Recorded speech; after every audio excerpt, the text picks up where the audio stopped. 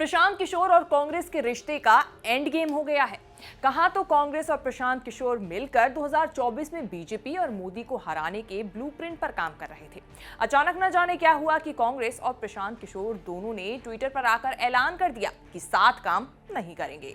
दोनों के बयानों में एक बात कॉमन थी कि कांग्रेस ने ऑफर दिया था जिसे प्रशांत किशोर ने ठुकरा दिया। क्या है इस एंड गेम की पूरी कहानी, आइए डिटेल में जानते हैं इस रिपोर्ट में। नमस्कार, मैं हूं कीर्ति और आप देख रहे हैं न्यूज तक। दोपहर 3:41 पर सबसे पहले कांग्रेस के रणदीप सुरजेवाला ने ट्विटर पर ऐलान किया और लिखा, कांग्रेस अध्यक्ष सोनिया गांधी की तरफ से 2024 के लिए एक एक्शन ग्रुप बनाया गया था। प्रशांत किशोर को भी इसी ग्रुप में हिस्सा बनाने और तमाम जिम्मेदारी संभालने का ऑफर दिया गया, लेकिन उन्होंने इससे इनकार कर दिया। हम उनके प्रयास और पार्टी को दिए गए सुझावों का सम्मान करते हैं। सुरजेवाला के ट्वीट के फौरन बाद शाम 4:05 पर प्रशांत किशोर ने भी ट्विटर पर कंफर्म कर दिया कि मैंने कांग्रेस के बड़े ऑफर को इनकार कर दिया है, जिसमें चुनावी जिम्मेदारी देने की बात कही गई थी। 5 दिन में 4 बार प्रशांत किशोर की सोनिया, राहुल, प्रियंका समेत कांग्रेस नेताओं से बैठकें हुई। सूत्रों से खबर निकली कि 600 स्लाइड्स में पीके कांग्रेस को जिताने वाला प्लान लेकर सोनिया से मिले हैं। कांग्रेस और पीके बिना शर्त साथ काम करने की दिशा पर काम कर रहे थे। मतलब सब कुछ ठीक ही चल रहा था। लग रहा था कि 2024 के लिए कांग्रेस और प्रशांत किशोर चुनावी बिसात बिछा ही देंगे।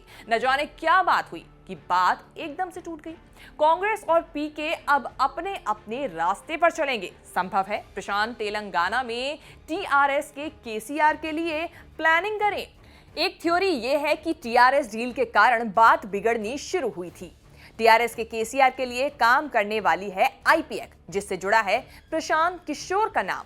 संभव है कि कांग्रेस अकेले राजस्थान में चिंतन करके 2024 का प्लान बनाए, लेकिन सवाल पूछा जाएगा कि आखिर रास्ते अलग क्यों हुए।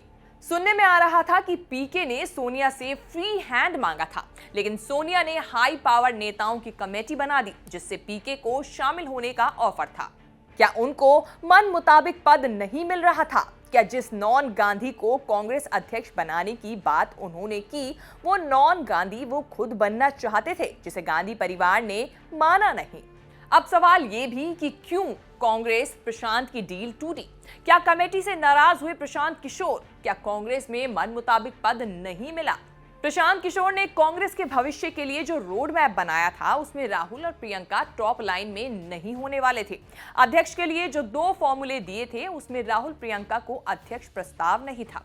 एक विकल्प ये था कि सोनिया गांधी कांग्रेस अध्यक्ष बने, दूसरा विकल्प नॉन गांधी के लिए था। लीडरशिप पर प्रशांत किशोर की सिफारिशों की बात करें तो इसमें राहुल प्रियंका को अध्यक्ष का प्रस्ताव नहीं। पहला विकल्प कांग्रेस अध्यक्ष सोनिया बने, दूसरा विकल्प नॉन गांधी कांग्रेस अध्यक्ष बने। जब डील टूटी है तो ये सवाल भी है कि इसके लिए जिम्मेदार कौन है। किसी पक्ष ने कोई कारण नहीं बताया, किसी को जिम्मेदार नहीं ठहराया गया। कांग्रेस ने पार्टी में आने का ऑफर दिया। कांग्रेस अध्यक्ष न सही, कोई न कोई सम्मानजनक पद भी देती। सबसे बड़ी बात, प्रशांत के कहने पर चलने के लिए तैयार थी सोनिया गांधी, लेकिन इनकार प्रशांत किशोर ने किया है। अब सवाल यह भी कि प्रशांत किशोर करेंगे क्या? प्रोफेशनल कंसल्टेंसी में भी नहीं रहेंगे तो क्या करेंगे? प्रशांत किशोर के लिए आगे क्या है, ये बड़ा सवाल है। कांग्रेस नहीं तो अब किसी पार्टी में जाएंगे। आईपैक से भी अलग हैं तो क्या करेंगे? वैसे कांग्रेस से डील टूटने के कुछ घंटे बाद ट्विटर पर एक फोटो पोस्ट करते हुए नवजोत सिंह सिद्धू एक साथ दिखते हैं। नवजोत सिंह सिद्धू और प्रशांत किशोर। पंजाब चुनाव के बाद से सिद्धू साहब भी खाली घूम रहे हैं। है तो कांग्रेस में, लेकिन क्या कर रहे हैं पता नहीं।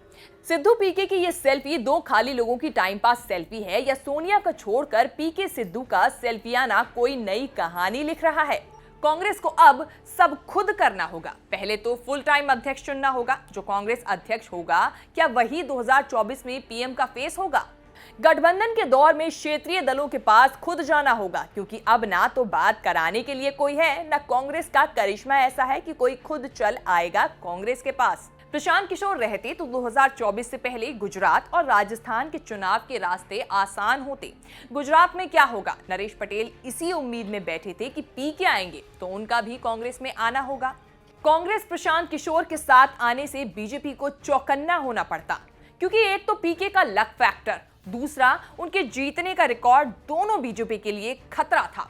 अब कम से कम बीजेपी पीके से नहीं डरेगी। चुनाव होने तक कांग्रेस के रिवाइवल पर भी सवाल उठते रहेंगे, तो ये भी बीजेपी के फायदे की बात होगी। अकेली कांग्रेस मजबूत विपक्षी मोर्चा की अगुवाई कर पाएगी, ये भी सवाल है, जो बीजेपी के लिए राहत की बात है। वैसे चुनाव हो तो प्रशांत किशोर खाली तो बैठेंगे नहीं। चुनाव में अभी 2 साल का समय है प्रशांत किशोर के पास कुछ करने का, लेकिन क्या करेंगे, कब करेंगे और कैसे करेंगे, इनके जवाब फिलहाल किसी के पास नहीं है। आपको हमारी ये रिपोर्ट कैसी लगी? हमें अपने सुझाव, विचार और अपने जो भी तर्क वितर्क हैं हमें कमेंट सेक्शन में जाके जरूर बताएं। आगे भी इसी तरह की वीडियोस देखने के लिए बने रहिए न्यूज़ तक के साथ।